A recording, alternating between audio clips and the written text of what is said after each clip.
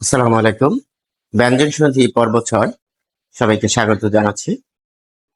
আজকে আমরা একটি গুরুত্বপূর্ণ বিষয় এখানে দেখব, সেটি হচ্ছে ত ও দ এর পর যদি হ থাকে তাহলে ত ও দ এর পর পরিবর্তে দ হবে। এখানে একটি চিত্র আমরা দিয়েছি, সেটি হচ্ছে বৃত্ত।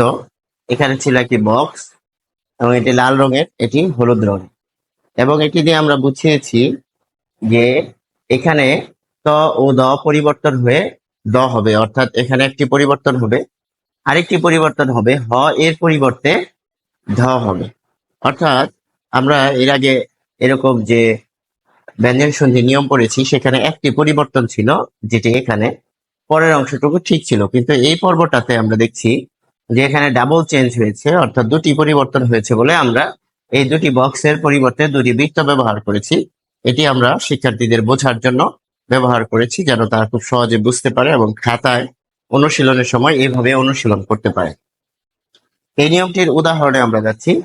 উদাহরণ বলছে যে ওত যোগ হার, তাহলে এখানে ত এর পরিবর্তে হয়েছে দ এবং হ এর পরিবর্তে হবে ধ।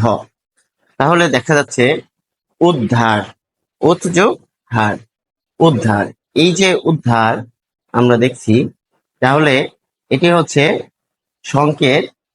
এই যে দ ধ দেখাচ্ছে, এখানে আমরা নির্দেশ করেছি যে এটি হচ্ছে সংকেত, এবং এই সংকেত থাকার কারণে আমাদের বুঝতে হবে দ ধ থাকার কারণে এই জায়গায় ভাঙতে হবে। পরীক্ষায় কিন্তু এরকম শব্দ আসছে, এরকম নিয়ম আসবে না বা খুব কম আসবে। ফলে আমাদের এই শব্দ দিয়ে কিন্তু বুঝতে হবে যে এর মধ্যে কি রয়েছে এবং কি থাকলে আসলে আমরা কিভাবে ভাঙতে পারি বা বিশ্লেষণ করতে পারি। তাহলে এখানে আমরা দ ধ এটিকে বলছি আমরা সংকেত, এবং এই সংকেত থাকার কারণে এখানে কিন্তু একটা পরিবর্তন আমরা দেখছি যে দ থাকলে হবে ত অথবা দ দিয়ে একটা শব্দ, আর ধ থাকলে হবে হ দিয়ে আরেকটা শব্দ। ফলে আরেকটা যে উদাহরণ, সেটি আমরা দেখলে বিষয়টি স্পষ্ট হবে। উদ্যোগ ঋত, তাহলে নিয়ম হচ্ছে ত দ এর পরিবর্তে দ থাকবে, হ এর পরিবর্তে ধ হয়। অর্থাৎ কোন শব্দের শেষে যদি ত অথবা দ থাকে, এরপর যদি হ দিয়ে কোনো শব্দ শুরু হয়, তাহলে সেটি পরিবর্তন হয়ে ত দ এর পরিবর্তে দ এবং হ এর পরিবর্তে ধ হবে। এখানে উদ্যোগ ঋত, তাহলে ত এর পরিবর্তে এখানে দ দিয়েছি, আর হ এর পরিবর্তে আমরা ধ দিয়েছি, হ এর সাথে রি যুক্ত রয়েছে, এবং এই যে রি যুক্ত রয়েছে সেই রি কিন্তু আমরা দেখাচ্ছে যে এখানে কি করছি, এই ধয়ের সাথে যুক্ত করে দিচ্ছি, ফলে তটুকু কিন্তু অপরিবর্তিত থাকছে এবং শব্দটি হচ্ছে উদ্ধৃত। তাহলে এটির পরের স্টেপ হচ্ছে এটি, বইয়ে সাধারণত এটি দেওয়া থাকে, এই অংশটুকু দেওয়া থাকে না। এটা আমরা বোঝার সুবিধার্থে ভেঙে লিখেছি যে আসলে কি কি রয়েছে। এবং এখানে কিন্তু যে দ আর ধ যুক্ত হয় হবে, এর জন্যই কিন্তু এখানে দ এর সাথে হসন্ত রয়েছে, অর্থাৎ এটি যুক্ত বর্ণ হিসেবে কাজ করবে।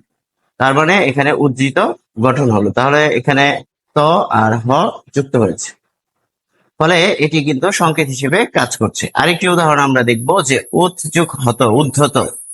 আমরা যথারীতি নিয়মটি উপরে পাচ্ছি যে এখানে ত আর হ মিলে দেখাচ্ছে উৎ যোগ হত, তাহলে দ এর পরিবর্তে ত, আর হ এর পরিবর্তে এখানে ধ, তাহলে উদ্ধত। এখানে আমরা বানানটি এভাবে দিয়েছি। তাহলে উদ্ধত শব্দের সংকেত হচ্ছে দ ধ, এবং এটাকে ভেঙে আমরা এরকম করব দ ধ, অর্থাৎ নাম বুঝে থাকলে বিশ্লেষণ করব দ ধ, এবং এই দ এর পরিবর্তে আমরা ত বসাবো, ধ এর পরিবর্তে হ বসাবো। আশা করি আমরা বুঝতে পারছি। এরপর আমরা আরেকটি নিয়ম দেখব, পদ যোগ হতি। তাহলে এখানে শব্দটি হচ্ছে দ দিয়ে, তাহলে পদ, এখানে থেমে যাচ্ছি, যেহেতু থেমে যাচ্ছি তাই এখানে আমরা এখানে হর্ষন্ত দিয়েছি, তো পদ যোগ হতি।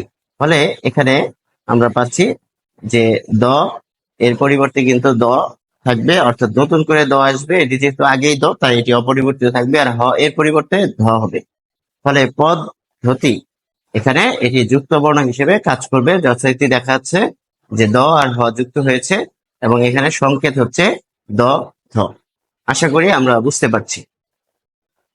এরপর আমরা যে নিয়মগুলো দেখলাম, তারপরে আমরা দেখতে পাচ্ছি যে এই কোন ক্ষেত্রে আসলে দ এবং ধ হয়ে থাকে, এবং এখানে দেখতে পাচ্ছি ত ও দ থাকলে এর পরিবর্তে আসলে কি হবে, এখানে দ হবে, আর হ এর পরিবর্তে ধ হবে। আশা করি আমরা এই নিয়মটি ধরতে পেরেছি।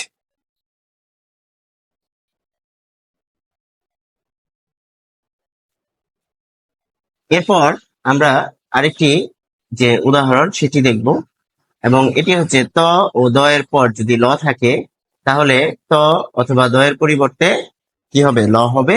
আর এই যে ল, সেটি কিন্তু অপরিবর্তিত থাকবে। খেয়াল করতে হবে যে এখানে কিন্তু একটি মাত্র পরিবর্তন হয়েছে, তাই এখানে একটি বৃত্ত দিয়েছে। আমরা যদি আগের উদাহরণে যাই, এখানে কিন্তু ডাবল চেঞ্জ, এখানে ডাবল চেঞ্জ বা দ্বিগুণ এখানে পরিবর্তন, দুইবার পরিবর্তন। এই যে ত দ হয়ে যাবে হ ধ হচ্ছে, কিন্তু এখানে যদি আমরা দেখি যে ত হয়ে যাবে ল, আর ল কিন্তু এই যে এখানে নেভি ব্লু বক্স, এখানে নেভি ব্লু বক্স, এটি অপরিবর্তিত থাকবে। ফলে আমরা দেখতে পাচ্ছি যে উথ যোগ লাস, অর্থাৎ ত এর পর ল রয়েছে, আর তাহলে এই ত হয়ে যাবে কি, ল। এই ত হয়ে যাবে এই যে ল। এই যে ল হচ্ছে, অর্থাৎ এখানে একটি মাত্র পরিবর্তন হয়েছে, আর এই লাস এখানে বানানটি অপরিবর্তিত রয়েছে। ফলে এখানে আমরা পাচ্ছি উল্লাস। এই যে উল্লাস শব্দটি আমরা পাচ্ছি, এই উল্লাস শব্দটি হচ্ছে এখানে এখানে সংকেত। ফলে দেখা যাচ্ছে যে এখানে দুইবার ল থাকার কারণে এটাকে আমরা ভেঙে লিখবো, এরকম ভাবে লিখবো। পরীক্ষার জন্য আমরা প্র্যাকটিস করবো এখান থেকে উল্লাস, তারপর হচ্ছে উল্লাস, এখান থেকে ল এর পরিবর্তে ত অথবা দ, আর বাকি অংশটুকু অপরিবর্তিত থাকবে। তাহলে আমাদের কিন্তু এই সূত্রকে এখানে আমরা সমর্থন দেখতে পাচ্ছি। এরপর আমরা আরেকটি উদাহরণ দেখব, ও যে উৎ যোগ লেখ, তাহলে আমরা পাবো উল্লেখ। উৎ যোগ লেখ, উল্লেখ, উল্লেখ, এখানে আমরা পেলাম উল্লেখ। এখানে যথারীতি এটি হচ্ছে সংকেত, এটি হচ্ছে সংকেত। ফলে এই জায়গায় বিশ্লেষণটা আমাদের করতে হবে, করলে আমরা একটি ল পাবো, আরেকটি ল আমরা বানানেই পাবো। অর্থাৎ এই সূত্রকে কিন্তু সমর্থন করছে উৎ যোগ লেখ, উল্লেখ।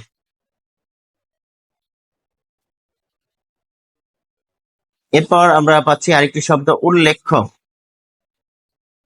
এখানে যথারীতি ত এর পরিবর্তে ল, আর লেখ্য বানানে আমরা পাচ্ছি এই ল দিয়ে শুরু হয়েছে।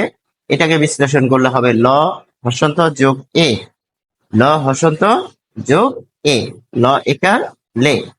তাহলে এই যে আমরা লে পাচ্ছি, এটি কি দাঁড়ালো, যে এখানে কিন্তু সেটি অপরিবর্তিত রয়েছে, অর্থাৎ একটি মাত্র পরিবর্তন, সেটি ত অথবা দ দিয়ে হবে। ফলে আমরা পাচ্ছি উল্লেখ্য শব্দটি। আশা করি আমরা খুব সহজে ধরতে পেরেছি। আগের নিয়মটি ছিল ডাবল চেঞ্জ, এটি হচ্ছে সিঙ্গেল চেঞ্জ বা একক পরিবর্তন। এরপর আমরা আরেকটি উদাহরণ দেখব, যে ত দ থাকলে এরপর ল থাকলে যে ল হয়ে যায়, সেটি নিয়ে আমরা আরেকটি উদাহরণ দেখব। সেটি হচ্ছে ওত যোগ লিখিত। তাহলে ত আর এখানে ল যুক্ত হচ্ছে, ল এর পর কিন্তু রস্ব ই। লিখিত শব্দের বিশ্লেষণ হচ্ছে ল হসন্ত যোগ রস্ব ই, তারপর হ হসন্ত যোগ রস্ব ই, তাহলে লিখিত। তাহলে উল্লিখিত, এখানে ত অথবা দ এর পরিবর্তে, অর্থাৎ ত এর পরিবর্তে ল আসলো, আর লিখিত বানান কিন্তু ঠিকই রয়েছে। এই দুটো অংশ মিলিত হয়ে যেহেতু যুক্ত বর্ণ গঠন করবে, তাই এটি এখানে ল এর নিচে হসন্ত থাকবে, এবং উল্লিখিত নতুন শব্দ গঠন হচ্ছে। এরপর আমরা আরেকটি উদাহরণ দেখব। আমরা নিয়মটি দেখতে পাচ্ছি, ত দ এর পর ল থাকলে ত দ এর পর পরিবর্তে ল হবে। তাহলে উৎ যোগ লঙ্ঘন, উল্লঙ্ঘন, লঙ্ঘন বানানটি কিন্তু এখানে ঠিকই থাকছে। তাহলে উৎ যোগ লঙ্ঘন, উল্লঙ্ঘন। ফলে আমরা কি পাচ্ছি, এখানে উল্লঙ্ঘন একটি নতুন শব্দ পাচ্ছি, এটি আমাদের এখানে দেখা যাচ্ছে। আশা করি আমরা বুঝতে পেরেছি যে আমাদের পর্ব 6 আসলে কি নিয়েছিল। পর্ব 6 এর ক্ষেত্রে আমরা দুটি নিয়ম দেখলাম। আশা করি আমরা ধরতে পেরেছি। সবাইকে ধন্যবাদ। আসসালাম।